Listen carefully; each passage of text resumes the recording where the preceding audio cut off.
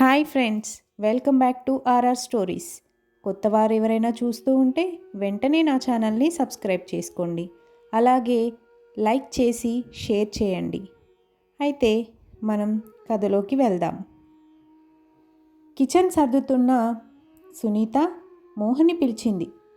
మోహన్, కొంచెం హెల్ప్ చేయవు ప్లీజ్ అని అడిగితే కాదనలేదు. మోహన్ ఎంత డాక్టర్ అయినా భార్య ముందు భర్తే కదా. కొత్తగా ఇల్లు మారి వారమైనా ఇద్దరికి డ్యూటీలతోనే సరిపోవడంతో ఇల్లు సర్దుకునే టైమే లేదు. రేపు కూరగాయలు తెప్పిస్తాను సునీత, ఇంకా చాలే, ఆకలేస్తుంది అన్నాడు. ఇంతలో పక్కింటి ఆవిడ గొంతు వినిపించింది. మళ్ళీ రాధా, కొంచెం కంచాలు పెట్టమ్మా, అన్నం తిందాం కూతురితో అంటుంది. ఈ వారం రోజులుగా ఆవిడ మాటలు వింటూనే ఉంది సునీత. గరిటెలు గిన్నెల చప్పుళ్ళు భోజనాలు చేస్తున్నట్టున్నారు. రాధా నాన్నగారికి పక్క వేయి, మంచినీళ్ళు దగ్గర పెట్టు అంటున్నట్లు టాబ్లెట్లు వేయడం మర్చిపోకు. పక్కింటి ఆవిడ గొంతు వింటూనే సునీత మోహన్లు భోజనం ముగించారు. పక్కింట్లో లైట్ ఆరిపోయింది. అంతా పడుకున్నట్టున్నారు. సునీత ఇంట్లో ఉన్న టైంలో పక్కింటి ఆవిడ గొంతు వినిపిస్తూనే ఉండడం సునీత దినచర్యలో భాగమైంది. ఆవిడ పేరు జానకమ్మని పని మనిషి చెప్పింది. ఒకసారి వెళ్ళి పరిచయం చేసుకుందామనుకునే లోపలే అర్జెంట్ ఫోన్ కాల్. అమ్మకి బాగోలేదు, వెంటనే రమ్మని. హైదరాబాద్ నుండి ఇద్దరూ లీవ్ లెటర్స్ పడేసి నెల్లూరు వెళ్లారు. పక్షవాతంతో మంచంలో పడుకున్న అమ్మని చూసి ఏడ్చేసింది సునీత. మోహన్కి మాత్రం భార్యను ఓదార్చడం కష్టమైంది. 10 రోజులు ఉన్నారు. ఆమెకి కొంత నయం అయ్యాక తిరుగు ప్రయాణమైంది సునీత. అమ్మ సునీత చేయి పట్టుకొని వదలట్లేదు, భయంగా ఉందని దగ్గర ఉండమని బతిమాలింది. కళ్ళ నీళ్లు పెట్టుకుంది. తనని ఇంత ప్రాణం చేసిన అమ్మకి అవసాన కాలం దగ్గర ఉండడానికి టైం లేదు సునీతకు. సెలవు లేదమ్మా, మళ్ళీ వస్తాను తల్లికి నచ్చ చెప్పి బయలుదేరింది. కానీ మనసంతా అమ్మ దగ్గరే ఉంది. మళ్ళీ రొటీన్. ఇద్దరు ఉద్యోగం చేసే జీవితంలో అమ్మకే స్థానం లేదు. పక్కింటి వాళ్ళ గురించి చెప్పేదేముంది. కొత్తగా ఇంట్లోకి వచ్చాక కొత్త పరిసరాలు, కొత్త పరిచయాలు. అంటి ముట్టని సిటీ జీవితం. ఆ రోజు ఉదయం నిద్రలేస్తూనే జానకమ్మ గారి గొంతు వినిపిస్తుంది. ఆవిడ రాధా అంటూ ఉంటే నాకు అమ్మ గుర్తొస్తుంది. రాధా, దేవుడి పూజకు పూలు కోసుకురమ్మన్నా తెచ్చావా, ఇలా పెట్టు అని జానకమ్మ గారి గొంతు కంగుమంటుంది. ఆ రోజంతా హడావిడి. కొలీగ్స్తో ఎవరిదో పెళ్లి. సాయంత్రం ఎలాగైనా జానకమ్మ గారిని కలవాలనుకుంది.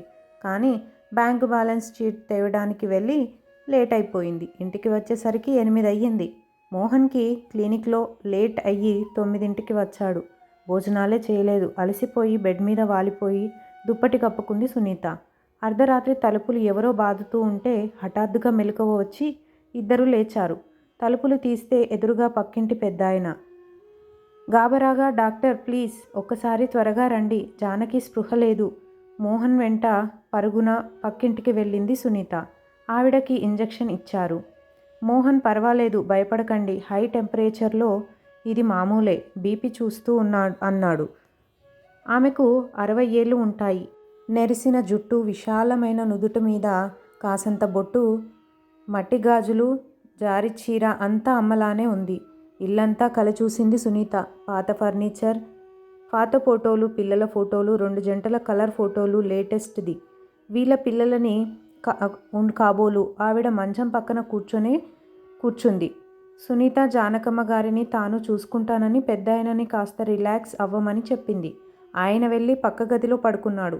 మోహన్ కూడా ఇంటికి వెళ్ళాడు. జానకమ్మ గారిని అలా చూస్తుంటే మళ్ళీ అమ్మ గుర్తొస్తుంది. అమ్మ కూడా ఇలాగే ఉంటుంది, ఇలాగే అనారోగ్యంతో బాధపడుతుంది. చిన్నప్పుడు తనని చికెన్ పాక్స్ వస్తే నెల రోజులు తన మంచం పక్కనే నిద్రాహారాలు మాని సేవలు చేసిన అమ్మ, తన చదువు కోసం నాన్న ఇంటికి వచ్చిన డబ్బులతో పొదుపు చేసి ఫీజులు కట్టి చదివించిన అమ్మ, నేను చదువుకోలేదమ్మా, మీరేమైనా చదువుకోండి అంటూ ప్రోత్సహించిన అమ్మ, తన పెళ్ళి అయిన రోజు కళ్ళ నిండా నీళ్లతో పంపకాలు పెట్టిన అమ్మ, అమ్మ గురించి అంత ఆలోచించినా అమ్మ తన కోసం తప్పించిన జ్ఞాపకాలే అన్నీ.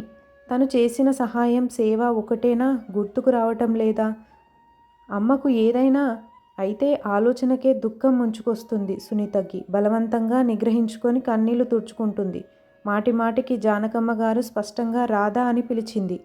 సునీత పెద్దాయన దగ్గరికి వెళ్ళి రాధని పిలుస్తారా అని అడిగింది. ఆయన కళ్ళ నిండా నీళ్లు తెచ్చుకొని టీవీ పక్కన ఆడపిల్ల బొమ్మను చూపించి కళ్ళు తుడుచుకున్నారు.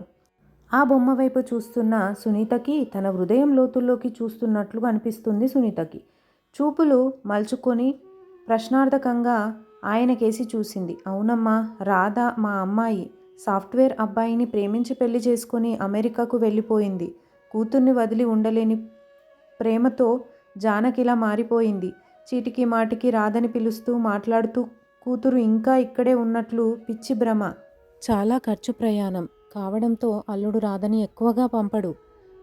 కొడుకు కోడలు ఉద్యోగస్తులే, మాతో ఉండలేరు. పోయినసారి రాధ వచ్చే ముందు అమ్మ నీకోసం ఏం తెమ్మంటావు అని అడిగింది. నీలాంటి ఆడపిల్ల బొమ్మ కావాలి, అందుకే ఆ బొమ్మ తీసుకువచ్చింది అని ఆయన ముగించాడు.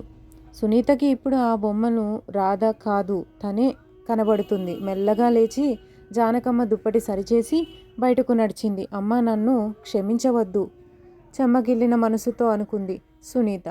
నెల్లూరులో కదలని తల్లికి కన్నపేగు కదిలినట్లయింది. Thank you friends. మీకు కనుక ఈ వీడియో నచ్చితే వెంటనే సబ్స్క్రైబ్ చేసుకోండి, అలాగే లైక్ చేసి షేర్ చేయండి. Thank you for watching.